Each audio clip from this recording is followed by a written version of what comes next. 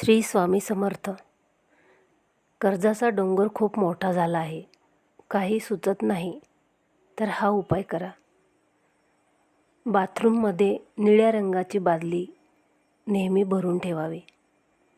तसेच रात्री झोपण्याच्या आधी बेसिनमध्ये एक बादली पाणी भरून ठेवा. या उपायाने शुक्र मजबूत होतो आणि धन आपल्याकडे येण्यास अडचणी येत नाहीत. श्री स्वामी समर्थ. जय जय स्वामी समर्थ.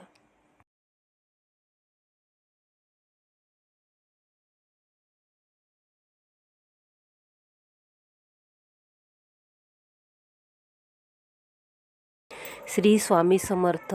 जय जय स्वामी समर्थ.